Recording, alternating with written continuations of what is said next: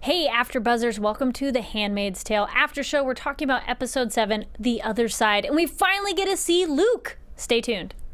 You're tuning into the destination for TV superfan discussion, AfterBuzz TV. And now, let the buzz begin. Hey, how's it going? How's your afternoon, AfterBuzzers? Welcome to the Handmaid's Tale After Show. We are talking about Episode 7, The Other Side. And then, ooh, someone's volume. There we go. There we go. Oh, sorry hey, about that. My name is Kari Lane. You can find me online at Kari D. Lane. That's Karidlane. And I'm joined by most of my panel. Joelle will be back next time. But you're back. Yay! I'm back. Yay, so excited to be back. Woohoo! Hey everyone, Veronica Bariga here. You can catch me on social media at Veronica, the letter B, online, and also on my website, veronicabonline.com. Hi guys, I'm Adrian Snow. You can follow me on Twitter and Instagram at Miss Adrian Snow, and that's MSADRINSNOW. Sometimes I forget how to spell my What happens? Twitter handle, even though it's my name. I've had it where I'm so tired when I write my name, I actually wrote an E at the end, Kari, even though it's an I, but I'm so tired, I'm like, E. That's when I know I need to just stop what I'm doing and take a nap. So this episode is just very different than the regular show. We don't really even see Offred at all. How did you feel about that? For me, this was like the Way Back Wednesday. You know, they should have called it Way Back Wednesday episode. Thanks. I worked on that. No, it was interesting. You know, that we were sort of in the life before the entire time. I'm not. At first, I was like, this is cool, but it got a little stretched for me. I felt like the production was trying to fill time. I mean, it took 10 minutes for us to see his little walk, you know, back to the car. It was a little slow moving, the first half for me. Okay. Adrian? I liked it. I just kind of needed a break from being in the Handmaid's actual tale. Yeah. So it was nice to get another side to it. Yeah. I agree that the flashbacks were kind of stretched out for me because I wanted to see more of what he was dealing with currently. So, but it was nice to also see like what ended up happening to him, and I was very relieved that he was not an eye. We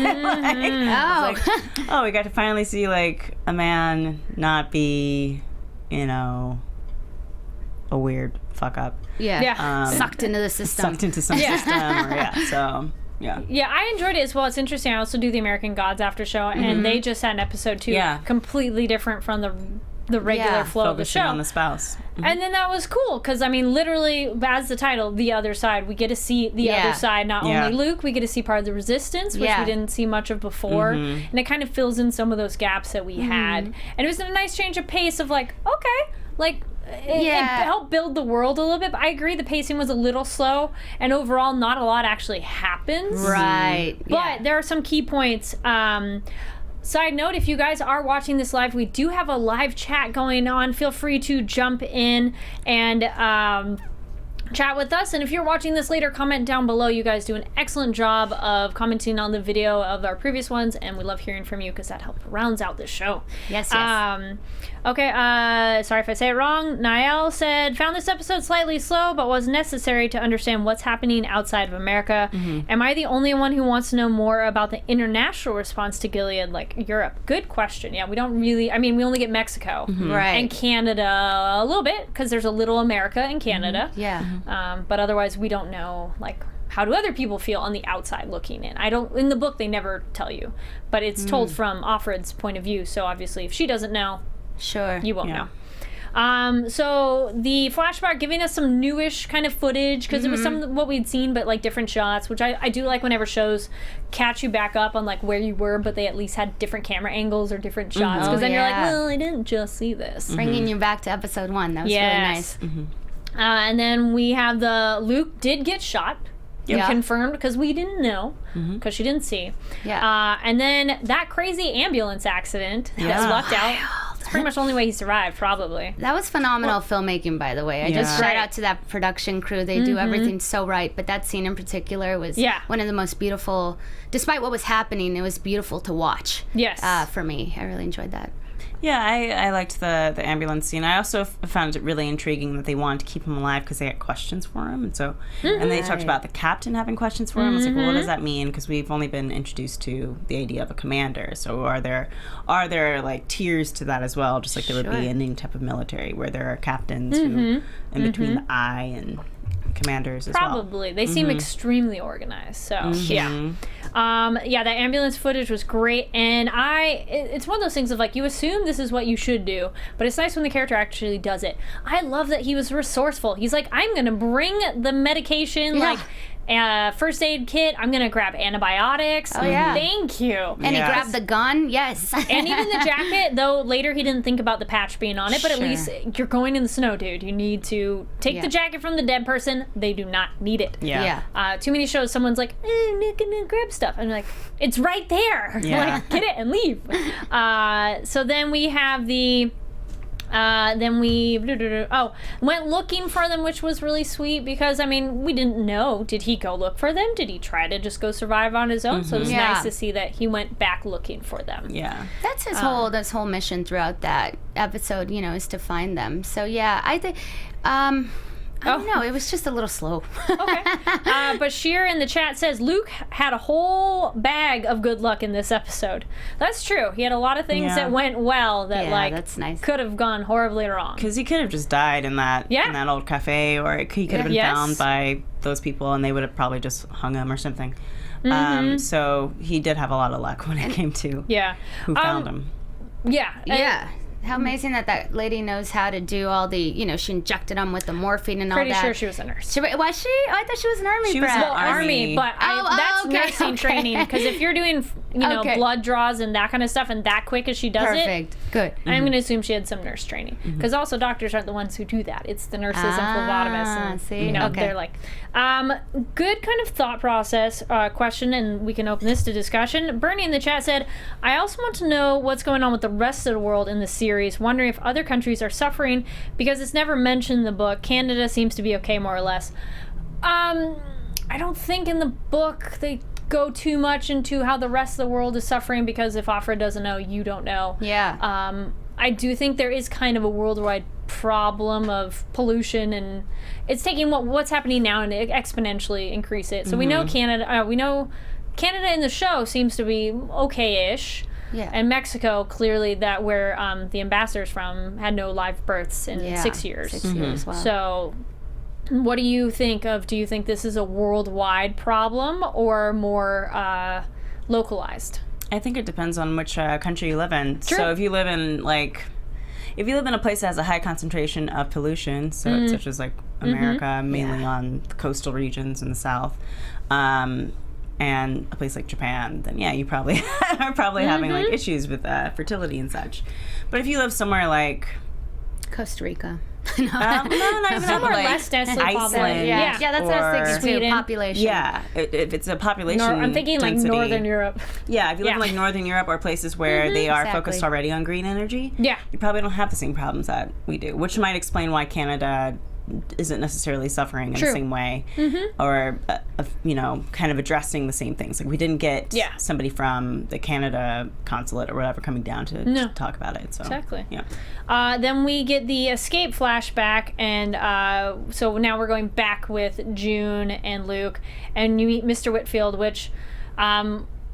If you are new to us, we talk a little bit about what happens in the book, but if you're watching the show, it's pretty much about the same, so we're not really spoiling anything. It's just how things are different. That doesn't happen at all. It's not someone who knows her. So that was cool to have someone who knows her. I love that. Yeah, it was very personal. Yeah, because he's like, oh, I know your mom, and like helping her out. That was cool. Yeah. That was a nice little tidbit of the mom, just because in the book, the mom is kind of briefly mentioned as kind of like a big feminist, and so I was like, oh, okay, that's kind of nice that they talk about her. Yeah, it was nice to have that. In the book, it's a little more just like a third party. Okay. It doesn't go well, obviously, but the personal touch was nice. Makes you feel less scared for them. I was still skeptical. Yeah, I was of the other guy, but that's true. I know you can never rest easy here in this world. I felt less scared only because they did give us that moment of him knowing her mom. Yes. Yeah. That there was something owed, that he wouldn't, throw this woman under the bus because he knew her mom and he sees her daughter and he sees her husband. Yeah, a tiny bit of comfort.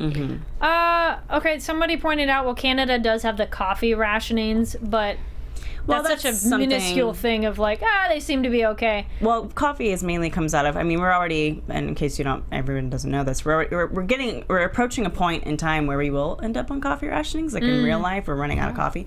So, but coffee isn't grown or made in Canada. So if they have rations, it's probably because wherever it originally comes from, it's suffering from pollution. True. Then we jump to present day and coffee beans. I should say. Yes. Aren't grown. So Luke finds that cafe, hangs out, which was smart too. I'm like, you need to get out of the cold, you need to lay down for a minute, look for food, rest. You've been shot. Yeah. Then we meet Zoe, Christine, Leela, and Peter. So we get a little bit of like, okay, well, it's the army brats, the nun, and the gay guy. I loved it. And the woman who had been rescued too. That's right. Which I thought first her name was Leela, but I think they're referring to the driver. Because he never gets her name. Like, what's her name? And they're like, it's to be determined because she hasn't talked. Yeah. So, poor thing's traumatized. Yes. Yeah. And she had the red tag on her ear. Yeah, they had already. Oh, it wasn't red. It was like a tag and it was blood all over it. No, it was red. Really? Okay, I thought it was blood. Was it still They bleeding? had tagged her, I think. They tagged her like they tagged. I thought it was gold and it was just red from blood. You see it briefly in the first episode on June. Okay. It was red. And so, yeah. Okay. So she got away. Wow. Brittany in the chat says, I think that Canada is probably experiencing the same problems, but Canada has always been more liberal than the U.S., so I don't think they like having as many issues as the U.S. They wouldn't have the same tactics to deal with the issue. Yeah, I agree with that. Yeah. Then we learn that there was the quote-unquote training exercise about our poor girl not talking and where she was. And we all know what that involves. Yeah. Oh, yeah, that just got dark on a whole other level that we're like, what? It's the worst. And sadly that she was the only one who escaped, which is like... Yeah, out of 50. 50. There we go. Thank you.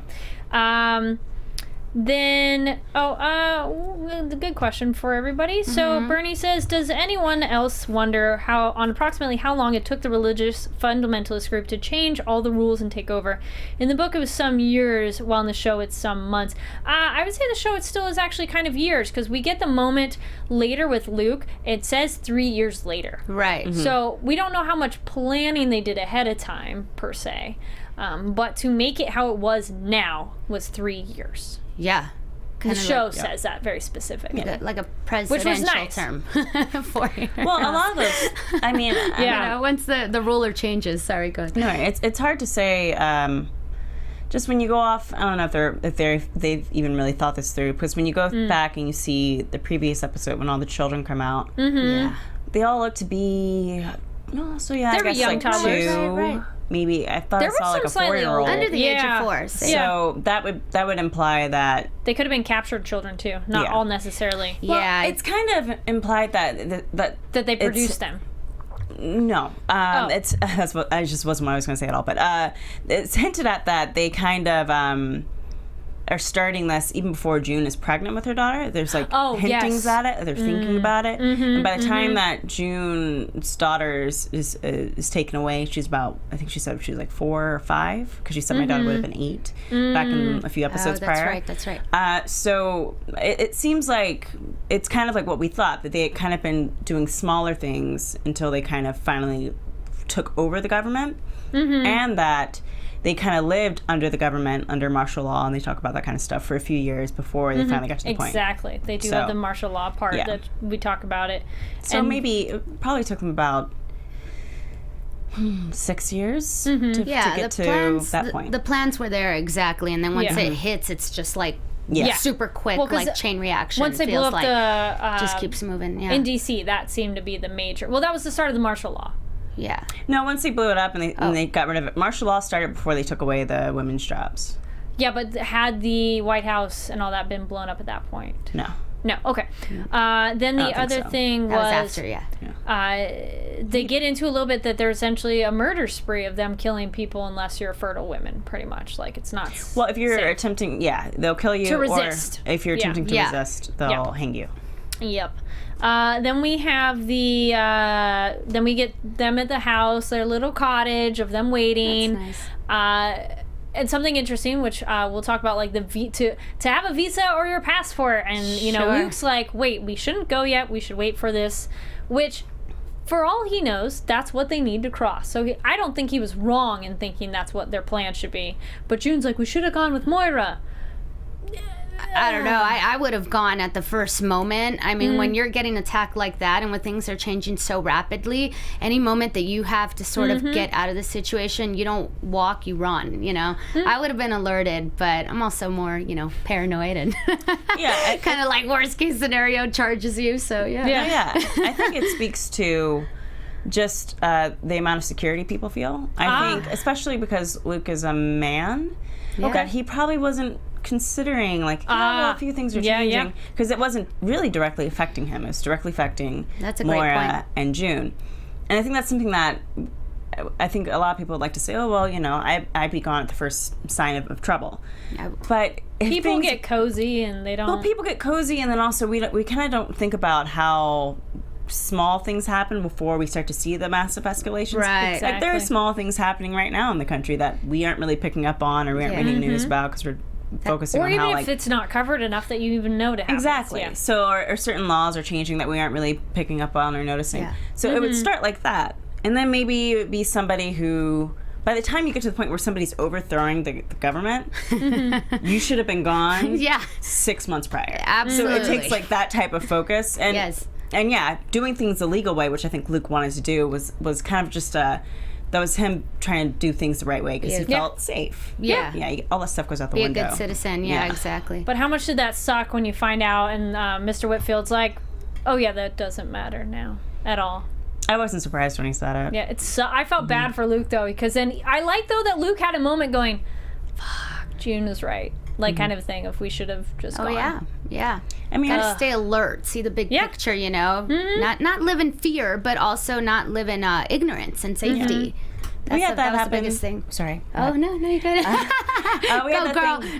We had that thing happen, what was that, right after the election, where there were people crossing over into Canada on foot. So it's a real thing. People were like, and those people were smart. Like, they took off immediately because they kind of knew, like, this guy really wants to start a travel ban. He really wants to do those things. And so, fortunately, you know, things have de-escalated from that, but they were right to do that.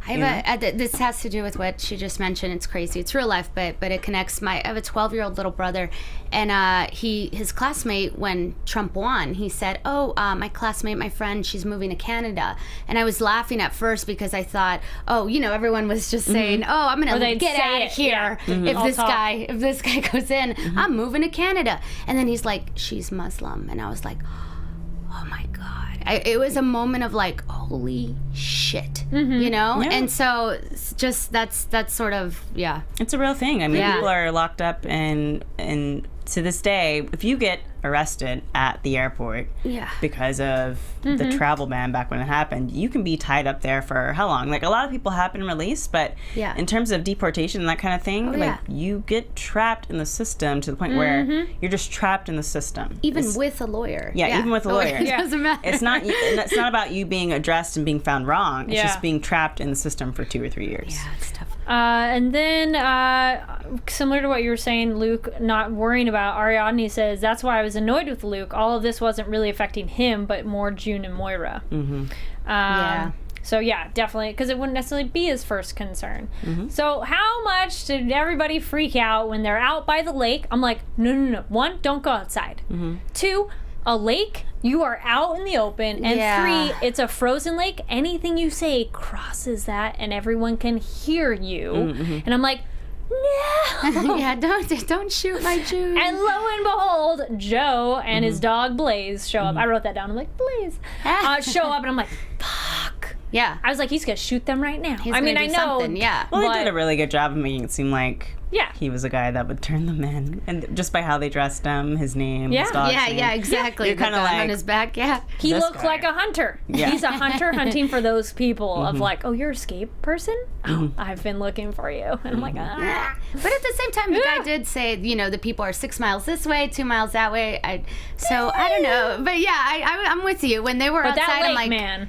Yeah, I was like, why are they outside? Go back in. Even inside, I'm like, all of those curtains should be shut. Yeah. But then I'm like, they have a fire going, so then they're going to know someone's there. But at least close the curtains so they can't see inside. I'm with you. I'm that person who, like, I don't understand people who have, like, their home at night with their lights on and the blinds aren't closed and I can see you and I'm like, everyone can see you.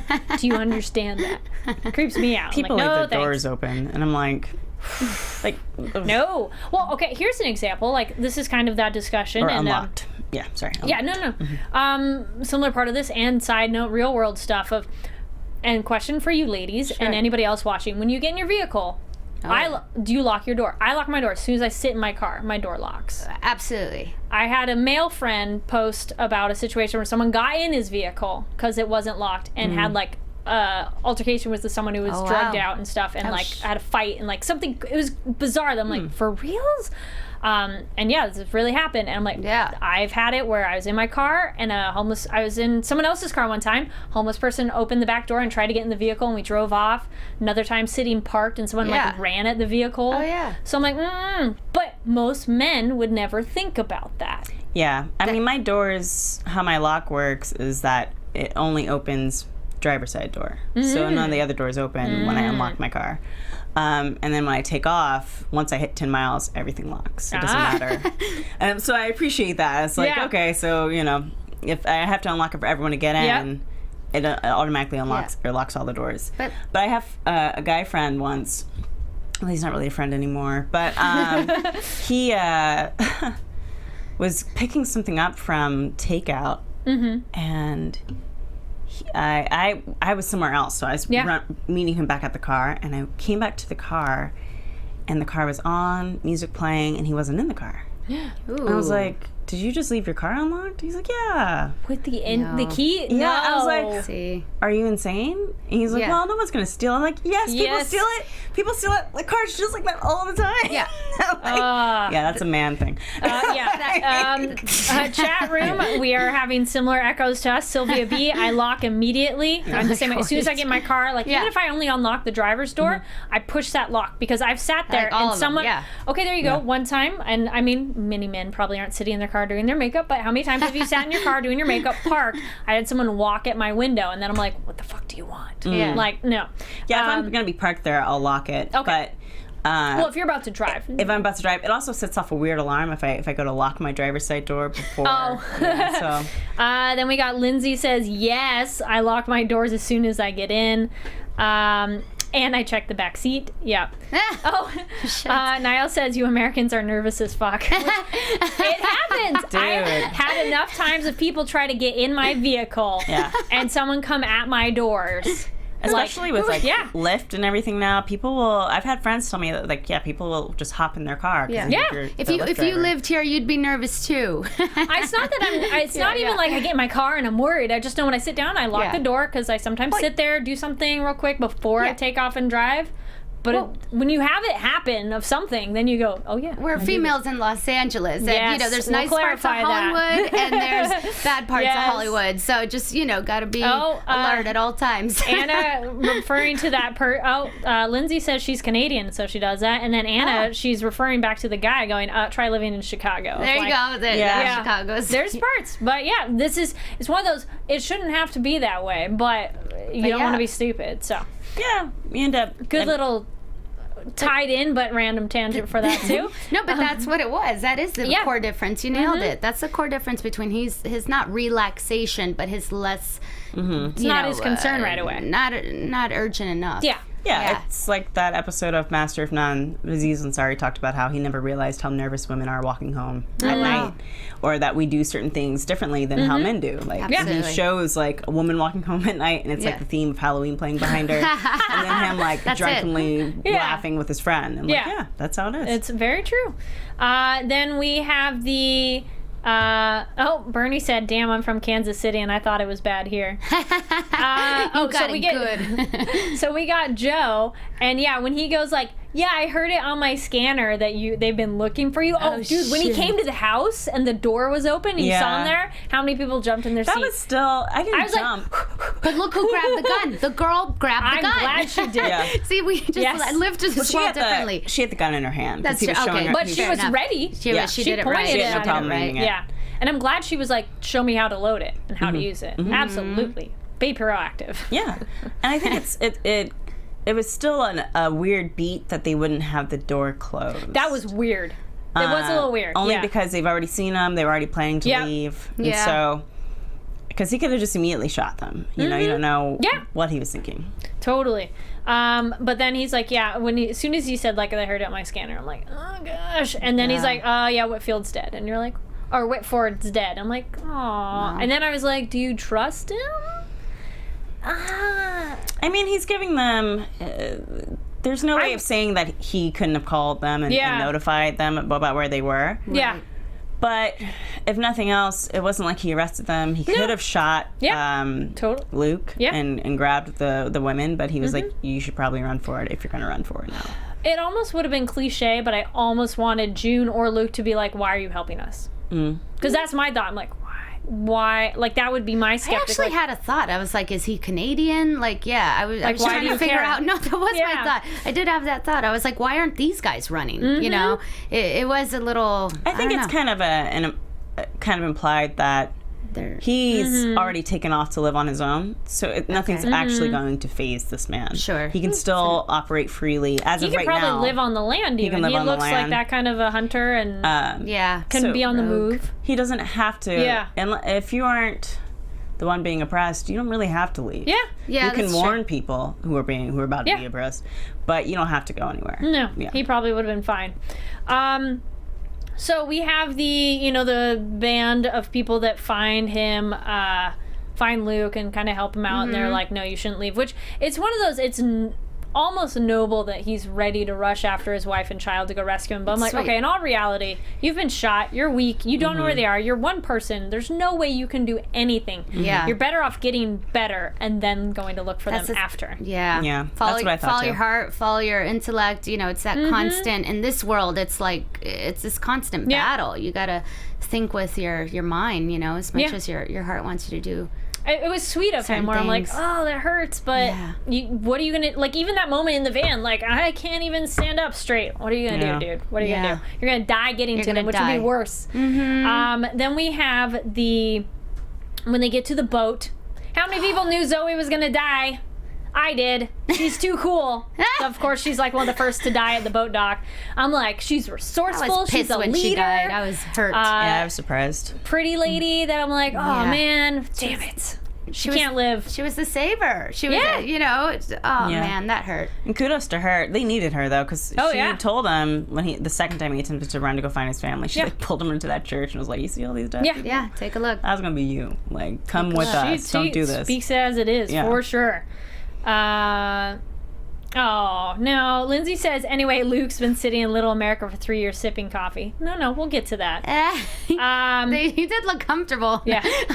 Cut to 3 years. But no, I know. But it's one of those, wait, we'll get to that in a second. But I totally knew she was going to die. I'm like, she's too good of a character. They can't keep her around. But it was bummer, but not really a surprise. But they do get away. Some of them, a lot of them die. The sad moment when Luke like gives his ring as payment. Then we get now we jump to Mel Queen. I think it's Melky Quinn. Really sad she died. I know, I was too. So 3 years later, we have Little America in Toronto, and for a second I'm like, Little America, I'm like, oh, that's like our little Tokyo here, and like all the other little districts. We have the whole world here. Little Armenia. And it seems like he's just kind of chilling, but in trauma, of any kind of trauma that people go through, sometimes doing normal things is the only way you can be sane. You know, like you have a family member in the hospital. Are you going to sit there in the hospital the whole time? You need to do other things, otherwise you're just going to go nuts. So I felt he was still being proactive, because obviously he went to that agency for missing persons, which that's cool that exists, that they even have an effort. Well, because like they could have just been like, that's too bad, they're on the other side, darn. You know? Yeah, it was probably started by someone who was like, we need to keep an eye and see what's going on. But I didn't think he was chilling. I think life goes on. Just like June had moved on in her own life. Just even when you think back to the end of last episode, and he's like, your husband. She's like, my husband's dead. And it's just kind of like I've accepted it and I've moved on because I have to. And so that's the same thing with Luke. he moved on because he had to. This doesn't mean he's not still looking for it. Doesn't mean they can't call him and be like, we have information. But then I kind of wondered, I'm like, I really hope he hasn't hooked up with the other girl. I thought that too, the other blonde, I was like, wait. I was like, why does she look like June? No, she had the same short hair as before. But I had that moment, I'm like, oh, please, I hope he kind of waited. Not that he should wait, because that's 3 years, and if you thought they were dead, it's that weird, like, how long do you wait for your partner? But I like that they're just kind of roommates and friends, and she's like a recluse. She also has probably been so traumatized that she probably doesn't want anybody near her that way. So probably, exactly. Then we have Mrs. Tapping. I was like, at first I thought it was topping. I'm like, And then they have that great visual of all the lost persons. I'm like, man, art department probably had a fun time, like, putting those they're gonna win awards. Great. They're so meticulous and they're so methodical. They are so good. Shout out to the production design. It just blows my mind every single time. It's constantly it's impressive, this show, how well it's done. So he finds out, he gets there and he's all like nervous, because that's the other thing that showed us how much he's still thinking about her. That he's like freaking out, and then she's like, is this the information? She's alive. And he's like, I need a moment, and like gonna cry, and because then I wondered, I'm like, so what did she write for him? Right? Because if you only have, like, let's say you had 30 seconds to write a note to someone you cared about, how do you indicate you are well and like that you're okay, alive? Like, what do you write if you only have like, all right, 10 seconds, what do you write? I was watching this with my husband, and we're like, what would you write? And he's like, I would write resist. And I was like, I love you, resist, stay strong, It's hard. Let's get through it, Well, the way she wrote it was, don't worry about me, get our daughter. Yeah. That's powerful. Right? You're just like, But then I almost had the uber extreme feminist side of me going, I don't want him to necessarily rescue her.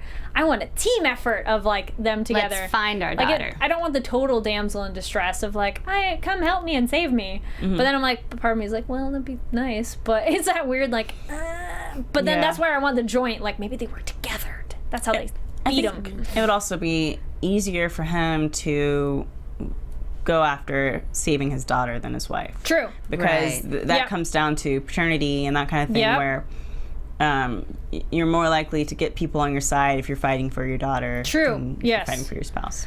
Yeah, there we go. Anna says the scene with Little America was so surreal for me because I feel like a lot of Americans take it for granted that it could never be them. That so we would be the refugees. Be isolated, right? Yeah. That was wild. And then I'd like that of what would you write, and then how would you prove it's you? Like what's something you guys only know? Yeah, that's a good how it's a couple.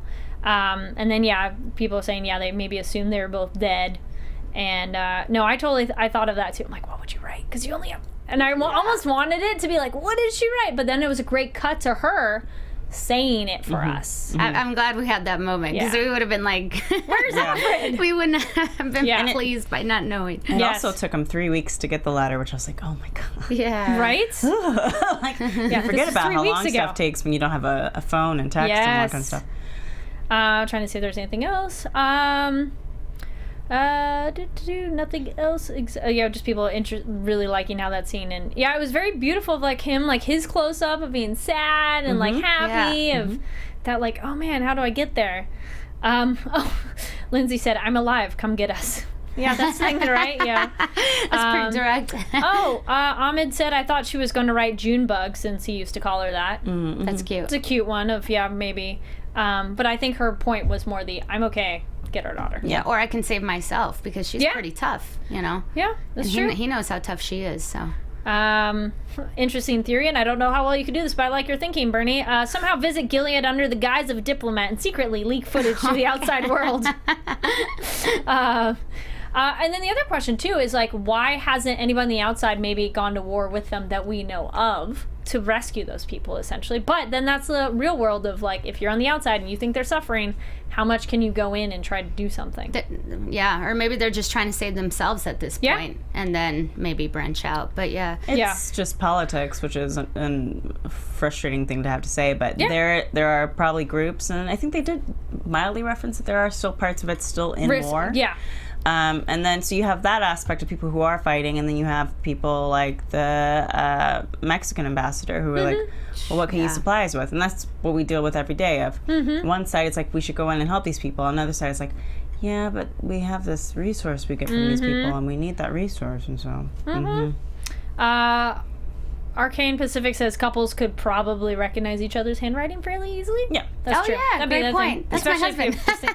oh yeah, my handwriting's pretty distinct. I think I'd be okay. Yeah, that's what I first thought too. Yep. So, any other thoughts on the episode? Anything? All things considered, not a whole lot happens. Right. We just know what happened to Luke, and he finds out she's alive. Yep. And she feels like she knows he's alive. Because then it felt Beautiful. Yeah. Such a like, what's good that moment. mean for her and Nick? Who cares about Nick? He's just a somebody space to filler. give her comfort while she's suffering. Okay. Yeah. She's gonna take that Yeah. penis. Oh. That was Enjoy vulgar. it while you She's can. going to enjoy what she can with Nick, but we all know she's What do going you- back to Yeah. Luke. What do you guys think of the Mexican guy that helped The her secretary? get the message across? Yeah, that guy.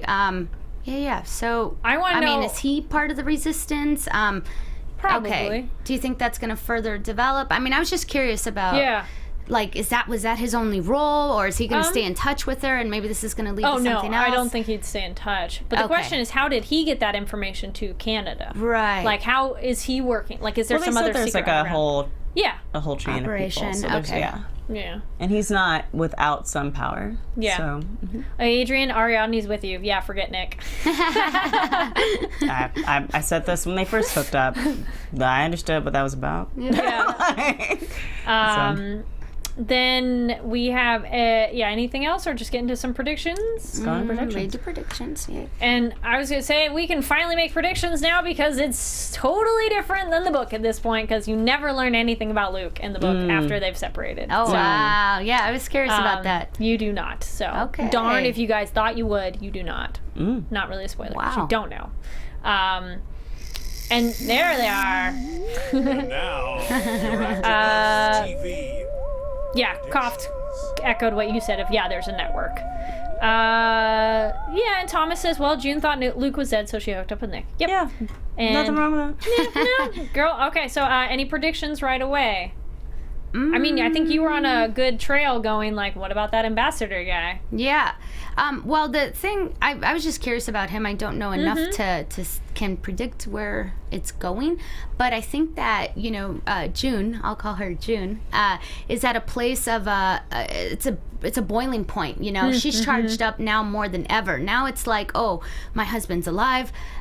There's all these things. She's crossed the line, and I think at this point she's willing to do anything. And they teased at it, if you haven't watched the teaser for the, episode 8, but she's going to play some sick games, the commander's sick games, and I think try to maybe get close with him so that they don't send her to Mexico, so that she can sort of develop this intricate plan and get out. I don't know. I mean, that's going to take a long time, but at least we'll hopefully see the starting points of that. Yeah. Yeah. Adrian, anything? I don't think they would send her to Mexico only because she hasn't proven to be fruitful. Okay. Sure, she's not useful yet. She's not useful in that aspect Sure. as of yet. I can see someone like Janine being sent off to Mexico. Oh, She's okay. had a baby. I think that was her first one, so they'll probably, Second child, not with them. She had her a daughter. first one as that. Yeah. So, Okay, so she's... but I think with with June, in terms of episode 8, from what I could tell from the preview, it's not like she has much choice in the matter. It's just like, the commander, I could strangle on my. I didn't watch the preview for next time, but I'm kind of wondering. disgusting. Pretty gross. In terms of So you'll have to tell me after. in terms of Luke, I kind of want to see him go after Hannah, and I really hope we get a story about, or an episode, even though we only have 3 episodes left, with Moira, so we can see what happened after she got on the train. Well, I'm like, I'm curious if they'll follow the book, because we do learn more about Moira, and Moira tells you what happened to her. Okay. And there's a spoiler, not spoiler of no, just but just she comes back to the story. Okay. And she says what happened to her. How, if they'll stay with the book, I really hope they Sure. do, because it's such a unique thing to do with this story, so I hope they go back with that. So if you guys have read the book, don't say anything. But the show has done an interesting job of weaving things, and I'd be really curious to see how they end the season and how it would continue into a second, because you could have done one season and that's the book. And do the book, yeah. That is kind of done. Yeah. But What about it's hard to say. Glenn? What? Of Glenn. Oh, yeah. I want to know what happens to these other characters. Well, because her story is also a very different story in the book as well. Okay. But I love the direction they took her in the show. Yeah. Even the new Offred, I want to know more about her a little bit too. And then there's the other girl that I didn't catch her name, but she's the one who was talking to her at the dinner of like, no, we're the commodity. Yeah. She got more interesting as the show went on too, but I don't recall her name specifically. She seems like she might be part of something. Yeah. It's implied from what I can tell just from like Variety and Deadline and all that kind of stuff is that I can't think of the actress name who plays Offred right now. Alexis Bledel? Alexis Bledel Yeah. is not back for the rest of the season, but that doesn't mean that she's not back. It just means that you're not going to see her again for this season. Okay. So. Yeah, somebody was pointing out, I'm not sure how to say this, Linder J. Sorry, the adaptation and the way they get off of the book story but stay true to the spirit is very well done. I agree. This new storyline is great for those who've read the book because we're like, oh, something new, but it still feels like it fits in that world. I want to know more if Luke will find her by the end of this season or if that might be the start of season 2. Seems like that might be too soon. I don't know. Because they got a whole nother season, so... Right. Find who? Find June, you're saying? If he doesn't get to her until the end of season 1, and that will lead into season 2. Because that'd be cool to see where they go from there and like what maybe happens after, which isn't really explored in the book. So I'd be really... Thomas says season 2, Rescue the Daughter. That could be really interesting. It's gonna go have to go past the book. Yeah, you know, it's it'll almost have to be something new. They're just gonna creative license it exactly and use it as a basis. Yeah, I'm just excited to see where they're gonna go because it's like, oh, the show just keeps getting more like on the edge of your seat. All right, well that kind of does it for this episode. Make sure to give the video a thumbs up. Comment down below what you thought of the episode and the topics we talked about. Is there anything we didn't get to but you want to talk about? And 5 stars on iTunes. Feel free to write a review. We'd love to hear your thoughts. And where can people find you lovely ladies online? Hi everyone, you can find me on social media at Veronica the letter B online and on my website www.veronicabonline.com. Hi, I'm Adrian Snow. You can follow me on Twitter and Instagram at Miss Adrian Snow. Awesome. And Joelle is our other member of the show, and you can find her on It's Black Girl Nerds. Yeah, there we go. I'm like, right. Yes. And my name is Kari Lane. You can find me online at Kari D Lane. That's KARIDLANE. And again, thank you so much for watching and joining us in the chat. It really helps round out the experience, and we love the show just as much as you. And it's so much fun to talk about it. Yes. And we will see you next week. Thanks for watching. Bye. From executive producers Maria Menounos, Kevin Undergaro, Phil Svitek, and the entire AfterBuzz TV staff, we would like to thank you for listening to the AfterBuzz TV network.